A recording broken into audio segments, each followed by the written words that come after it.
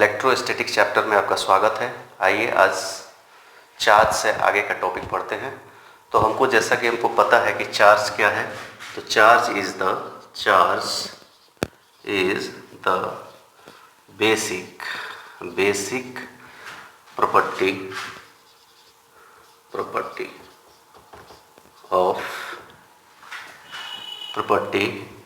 associated with elementary particle elementary particle. ठीक है, और ये भी पता होता है कि हमारा एलिमेंट्री पार्टिकल कौन कौन सा होता है जिसके पास चार्ज होता है। तो दो होते हैं, प्रोटॉन और इलेक्ट्रॉन। बोल रहे हैं प्रोटॉन पे कैसा नेचर है, पॉजिटिव नेचर है। इलेक्ट्रॉन का नेचर कैसा है, निगेटिव है।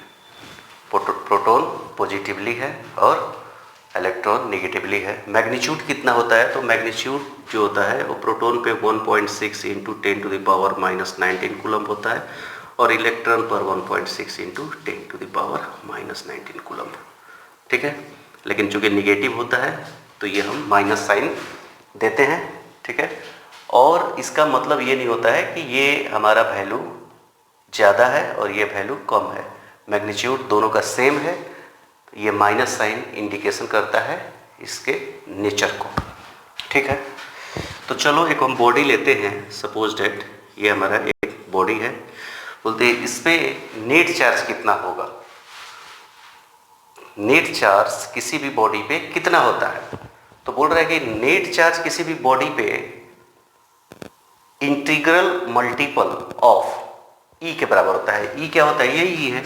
E is equal to 1.6 × 10⁻⁻19। मतलब जितना भी चार्ज होता है वो इंटीग्रल मल्टीपल ऑफ ई के बराबर होता है। जैसे मान लेते हैं कि कोई भी मैटर है या बॉडी है। ठीक है, बोल रहे हैं कि इसमें बहुत सारे मिलियंस ऑफ एटम है। ठीक है, और each atom contain number of proton equal to number of electron. उसमें प्रोटॉन और इलेक्ट्रॉन की संख्या बराबर होती है। तो मान लेते हैं कि अगर इस बॉडी में N1 हमारे पास N1 प्रोटॉन है, कितने हैं प्रोटॉन, और N2 इलेक्ट्रॉन है, इलेक्ट्रॉन। तो बोल रहे हैं कि प्रोटॉन कितना, प्रोटॉन टोटल चार्ज प्रोटॉन का कितना चार्ज होगा, तो हम लिखेंगे Ne। Total charge on proton is Ne। ठीक है, बोल रहा है कि total charge on electron is N, यहाँ 1 है, N2 माइनस E। ठीक है, तो इक्वल टू हम बोलेंगे इसको माइनस N2E। बोल रहे total charge on this body, total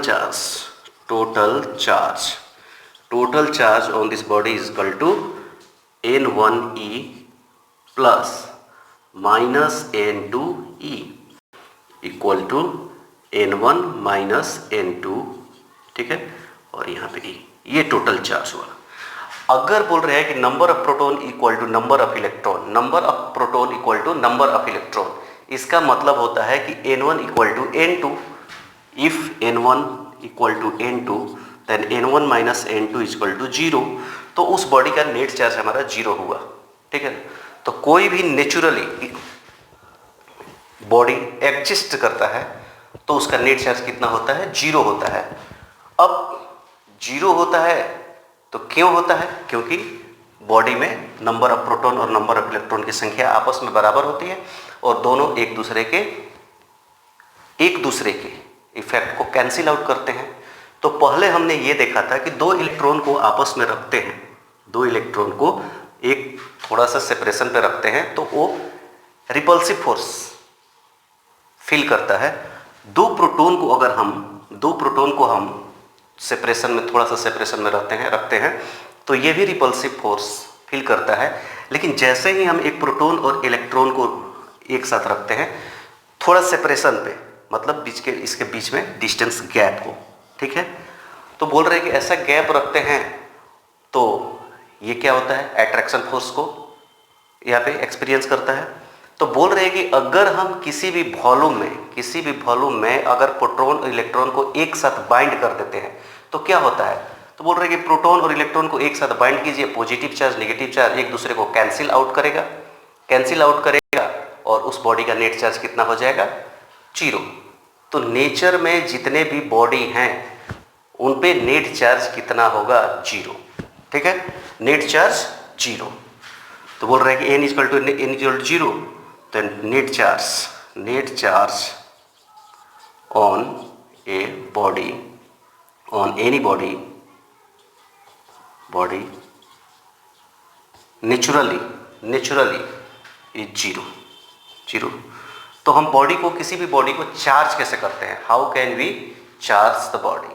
तो बोल रहे हैं कि अब हमको ये पता है कि किसी भी बॉडी में इलेक्ट्रॉन और प्रोटॉन दो ही चार्ज कैरियर है।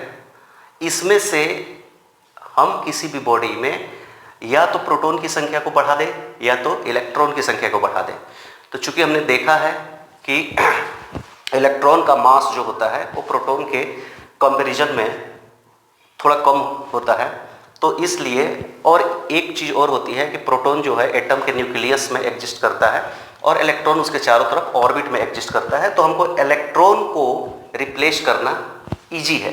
तो यहाँ पे देखते हैं कि सपोज डैट यहाँ पे हमारे पास दो एटम है, तो बोल रहे किसी भी एटम का एक न्यूक्लियस है, तो बोल रहे हैं कि यहाँ पे प्रोटॉन और न्यूट्रॉन है, ठीक है, और यहाँ पे इलेक्ट्रॉन इसके चारों तरफ घूम रहा है, ठीक है।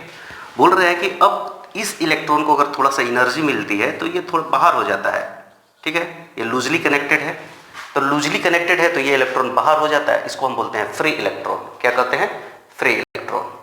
तो अगर हम इस इलेक्ट्रॉन को परमानेंटली आउट कर देते हैं, परमानेंटली, ये अगर ये एटम परमानेंटली इसको लूज कर देता है तो ये बॉडी के पर क्या इफेक्ट आएगा। तो बोल रहे किसी भी एटम में P = E होता है, क्या होता है, P = E होता है। तो बोल रहे कि P = E, तो मान लेते हैं कि इसमें P = 10 है, प्रोटॉन की संख्या 10 है, तो इलेक्ट्रॉन की संख्या कितनी होगी, 10। बोल रहा है एक इलेक्ट्रॉन को हमने इसमें से इस एटम से रिप्लेस किया है, इस एटम से हमने एक इलेक्ट्रॉन को रिप्लेस किया है, तो अब इलेक्ट्रॉन की संख्या कितनी हो जाएगी, 9। तो बोल रहे कि पॉजिटिव की संख्या बढ़ गई, इस एटम में किसकी संख्या बढ़ गई, अब यहाँ पे 10 प्रोटॉन हो गया, 9 इलेक्ट्रॉन हो गया। तो बॉडी कैसा हो जाएगा, इसका नेचर कैसा हो गया, ये पॉजिटिवली चार्ज हो गया। तो when an body loss electron, when an body lose electron, then it become positive, ठीक है। तो बोल रहे हैं कि electron can not exist in free, ये फ्री स्टेट में ज़्यादा देर नहीं रहेगा। अब ये जैसे ही ये पॉजिटिव में कन्वर्ट होगा, इसको अट्रैक्ट करके खींच लेगा। तो अगर यहाँ पे कोई दूसरा एटम्स मौजूद है, मान लेते हैं कि उसमें प्रोटॉन की संख्या है 11, तो इलेक्ट्रॉन कितना हो जाएगा, 11। किसी भी तरह इस इलेक्ट्रॉन को अगर हम यहाँ पे रिप्लेस कर देते हैं, यहाँ पे बैठा देते हैं, तो हमारा क्या हो जाएगा, इस बॉडी में इलेक्ट्रॉन की संख्या कितनी हो जाएगी, 12 हो जाएगी। तो negativity of this atom will be increase. अब now this body will be charge as negative. तो बोल रहे किसी भी बॉडी को पॉजिटिव चार्ज करना होगा, किसी बॉडी को निगेटिव चार्ज करना होगा, तो इजीली है। बोल रहे हैं कि इस बॉडी से इलेक्ट्रॉन लूज करता है, कोई एटम जो है इलेक्ट्रॉन लूज करता है, कोई मटेरियल इलेक्ट्रॉन लूज करता है, वो बॉडी कैसा हो जाएगा, पॉजिटिवली चार्ज हो जाएगा। कोई बॉडी, अगर कोई एटम, कोई मटेरियल अगर इलेक्ट्रॉन को एक्वायर करता है, गेन करता है, that body become negatively charge. तो हम ये पता लग चल गया कि हम किसी भी बॉडी को कैसे चार्ज कर लेते हैं, पॉजिटिवली और निगेटिवली, कैसे बॉडी पॉजिटिवली चार्ज हो जाता है, कैसे निगेटिवली चार्ज होता है। तो बोल रहे हैं कि अगर हमको पॉजिटिवली चार्ज करना है, इलेक्ट्रॉन को रिप्लेस कीजिए वहाँ से, मतलब इलेक्ट्रॉन को बाहर निकालिए वहाँ से, और किसी भी बॉडी को अगर निगेटिवली चार्ज करना है तो उस पर बाहर से लाकर इलेक्ट्रॉन को बैठाइए। जैसे मान लेते हैं कि यह बॉडी है, कहीं से लाकर हमने एक इलेक्ट्रॉन इस पर बैठा दिया है, बॉडी कैसा चार्ज हो गया, निगेटिवली चार्ज हो गया है, इलेक्ट्रॉन की संख्या बढ़ गई है। बोल रहे हैं कि अगर ये बॉडी है, ये बॉडी है, बोल रहे इसमें से एक इलेक्ट्रॉन को हमने बाहर रिप्लेस कर दिया है, 1 इलेक्ट्रॉन, ठीक है, बॉडी कैसा चार्ज, पॉजिटिवली चार्ज। अब यहाँ पे आता है कि अगर हम किसी भी बॉडी को चार्ज करते हैं तो जो चार्ज पार्टिकल है या चार्ज बॉडी है या चार्ज मैटर है, वो इंटीग्रल मल्टीपल ऑफ E के बराबर होता है। मतलब यहाँ से हमने देखा n1 - n2 E। बोल रहे हैं कि अगर हम चाहते हैं कि यहाँ से इस एटम से इस एटम में, मान लेते हैं कि ये हमारा ए है एटम और ये बी है, तो बोल रहे हैं कि हम चार्ज ट्रांसफर करना चाहते हैं, तो बोल रहे हैं कि ये पहले क्या था, ये बैलेंस था, number of proton equal to number of electron, अब अनबैलेंस हो गया तो बॉडी चार्ज हो गया। बोल रहे हैं यहाँ से हम इलेक्ट्रॉन को हटा रहे हैं। सबसे पहले हमने 1 इलेक्ट्रॉन हटाया, 2 इलेक्ट्रॉन हटाया, 3 इलेक्ट्रॉन हटाया, 4 इलेक्ट्रॉन हटाया, उसके बाद करते करते जैसे हमने 1 इलेक्ट्रॉन हटाया, फिर 2 इलेक्ट्रॉन हटाया, 3 इलेक्ट्रॉन हटाया, 4 इलेक्ट्रॉन हटाया, ऐसे करते करते हमने n इलेक्ट्रॉन आया। तो बोल रहे हैं कि इस बॉडी पे कितना चार्ज ट्रांसफर हुआ, बोल रहे हैं Q चार्ज इक्वल टू, तो यही होता है Q equal to NE, that is quantization of charge. Q equal to NE, number of electron, तो all the charge content body are integral multiple of E। बात समझ में, ये n जो होता है वो नंबर ऑफ इलेक्ट्रॉन है, E है यहाँ पे ना, n equal to number of electron और E equal to charge on each electron. हो गया, बस ये क्वांटाइजेशन ऑफ चार्ज हो गया। ओके, तो आगे आइए जानते हैं कूलम्ब्स लॉ। कूलम्ब्स लॉ क्या है? Coulomb's law just a copy of Newton's law of gravitation. Newton's ने जो लॉ दिया था, तो देखिए मास जो है, किसी भी बॉडी के पास मास है, क्या है? मास। तो मास क्या करता है? एक्सर्ट फोर्स, ठीक है, एक्सर्ट फोर्स। चार्ज, किसी भी मैटर के पास दो बेसिक प्रॉपर्टीज होती है, दो बेसिक कैरेक्टरिस्टिक होती है, इनहेरेंट कैरेक्टरिस्टिक, जिसको मास और चार्ज बोलते हैं। ये भी एक्सर्ट फोर्स करता है, क्या बोलता है? एक्सर्ट फोर्स, ठीक है, एक्सर्ट फोर्स। बोल रहा है कि मास के कारण जो फोर्स लगता है उसको हम ग्रेविटेशनल फोर्स बोलते हैं, ग्रेविटेशनल फोर्स कहते हैं, ठीक है। बोल रहे हैं कि इसके कारण जो लगता है उसको हम इलेक्ट्रिक फोर्स कहते हैं, क्या कहते हैं? इलेक्ट्रिक फोर्स, ठीक है। तो बोल रहे हैं कि न्यूटन्स लॉ के अनुसार हम जानते हैं कि दो बॉडी है, दो पार्टिकल है, जिसके पास मास है, तो दोनों के बीच लगने वाला फोर्स जो होगा वो अट्रैक्शन फोर्स होगा। लेकिन इलेक्ट्रिक फोर्स में दो तरह के फोर्स आ जाते हैं, अट्रैक्टिव, एक आता है अट्रैक्टिव और दूसरा आता है रिपल्सिव।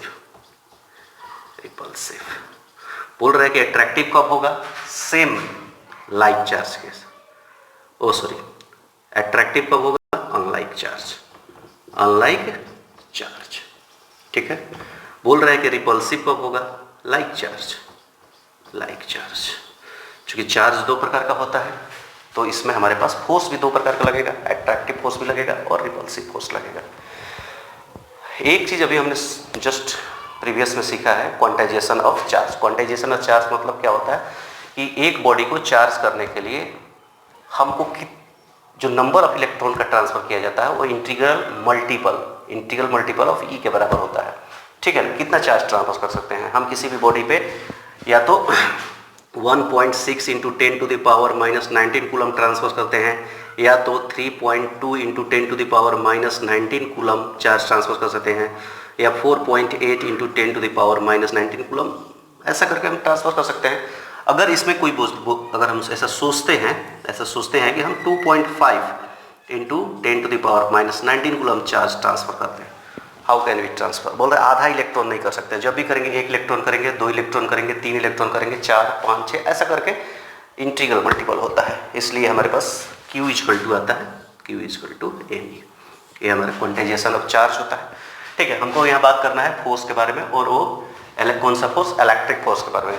ये कूलम्ब्स ने लॉ दिया था कि अगर दो चार्ज पार्टिकल हैं उनके बीच फोर्स एग्जिस्ट करता है, और वो फोर्स का नेचर कैसा होता है? अट्रैक्टिव होता है, रिपल्सिव होता है। अट्रैक्टिव कब होता है? जब अनलाइक चार्ज हो, और रिपल्सिव कब होता है? जब वो लाइक चार्ज हो। तो बोल रहे कितना फोर्स फील होगा? बोल रहे ठीक है, उन्होंने दिया कि अगर कोई चार्ज है, मान लेते हैं Q1 चार्ज है और यहाँ पे है Q2 चार्ज है, ठीक है, इनके बीच में हमने कुछ सेपरेशन दे दिया, ये R, ठीक है। तो बोल रहे हैं कि अब ये फोर्स कैसा लगेगा? बोल रहे हैं कि अब चार्ज अगर ये दोनों पॉजिटिव है, मान लीजिए ये दोनों चार्ज पॉजिटिव मान लेते हैं, तो यहाँ पे फोर्स रिपल्सिव लगने वाला है। दोनों चार्ज नेगेटिव है, फिर भी रिपल्सिव होगा। बोल रहे हैं कि एक पॉजिटिव होगा एक निगेटिव होगा, दोनों अट्रैक्टिव होगा। अब यहाँ पे हमने पॉजिटिव चार्ज लिया है, ठीक है, छोटा चार्ज है, ठीक है। तो बोल रहे हैं कि कूलम्स लॉ के अनुसार F इजकल टू, डायरेक्टली लिख देते हैं, उतना करने की जरूरत नहीं है, Q2/r²। बात ही समझ में? Same just like a Newton's law of gravitation, क्योंकि दो बॉडी के पास, दो पार्टिकल के पास मास होता है, दो पार्टिकल है, इसके पास m1 है, इसके पास m2 है, मास है m2, और ये इसके बीच का सेपरेशन r है। तो बोल रहे हैं कि F ग्रेविटेशनल कितना होता है, तो G m1m2/r²। हो गया। यहाँ पे G यूनिवर्सल कांस्टेंट है, ठीक है, बात ही समझ में, एक्सपेरिमेंटल है। बोल रहे हैं कि यहाँ पे जो कांस्टेंट होता है, ये इसको हम थोड़ा सा अलग तरीके से पढ़ते हैं, ठीक है ना। इसका वैल्यू क्या होता है, इसका भी वैल्यू फिक्स ही होता है, ठीक है ना, कांस्टेंट है।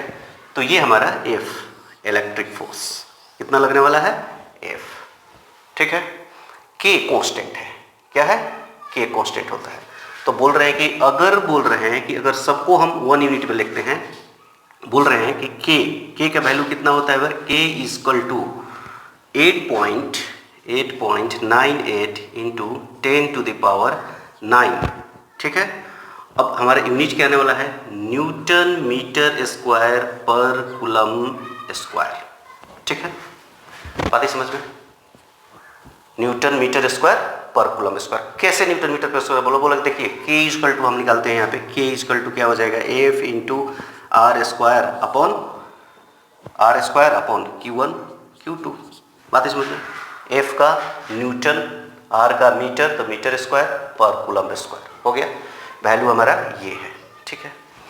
K का वैल्यू, ये जो K कांस्टेंट होता है, इसका वैल्यू क्या होता है, तो K इजकल टू कभी कभी हम लिखने को मिलता है 1/4πε0, ठीक है, ये हमारा वैल्यू आता है। और इसका वैल्यू कितना होता है, ये इजकल टू हो जाएगा 1/4πk, ऐसा हम लिख सकते हैं।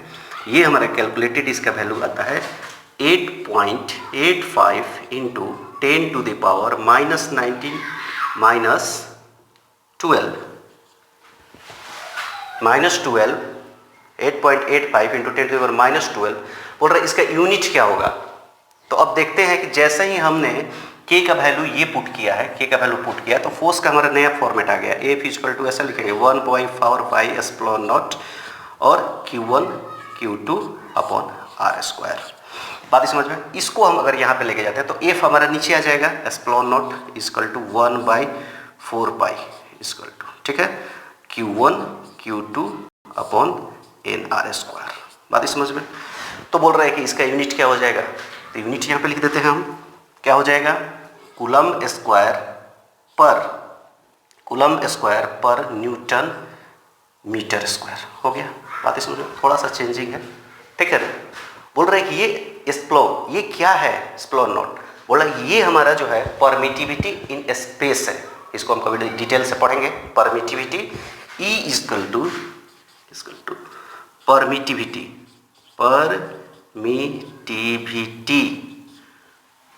इन स्पेस, परमिटिविटी इन स्पेस, ऐसा हम बोलते हैं इसको, E को, ठीक है। तो ये हमारा F का नया फॉर्मेट बन गया है। F चूंकि फोर्स वेक्टर क्वांटिटी होता है, क्या होता है, फोर्स वेक्टर क्वांटिटी होता है। तो F इक्वल टू क्या लिखेंगे, F इक्वल टू, एक पे अगर हम वेक्टर क्वांटिटी देंगे तो बोल रहे हैं कि 1/4πε0, ठीक है, Q1 Q2/r², ओके। अब बोल रहे हैं कि यहाँ पे दोनों पॉजिटिव चार्ज है, ये R, ये कैसा लगेगा, फोर्स इस डायरेक्शन में, हमारा R का जो डायरेक्शन है ऐसा होगा, तो फोर्स भी हमारा का डायरेक्शन ये आ जाएगा, फोर्स का डायरेक्शन भी हमारा ये रहेगा, फोर्स का डायरेक्शन। बात समझ में, फोर्स का डायरेक्शन क्या आ जाएगा, यही आएगा, सेम सेपरेशन का जो डायरेक्शन होगा। तो बोल रहे हैं यहाँ पे हम R का यूनिट वेक्टर लगा देंगे, क्या लगा देंगे, यूनिट वेक्टर। यूनिट वेक्टर क्या होता है, आप वेक्टर के चैप्टर में पढ़िएगा, ठीक है। तो ये हमारा vector form of coulomb's law. बात है समझ में। कूलम्स लॉ क्या होता है, when two particles are separated between some distance then they experience force one body is exerting force and another is experiencing force. Suppose that if this Q1 is exerting, ये Q1 जो है force लगा रहा है, तो Q2 क्या है, experience कर रहा है, बोल रहा है कि एक्सपीरियंस कर रहा है, बोल रहा है Q1 एक्सर्टिंग फोर्स का डायरेक्शन क्या होगा, तो बोल रहा है कि अब कैसा फोर्स है। ठीक है, तो आज कूलम्ब्स लॉ के लिए इतना ही।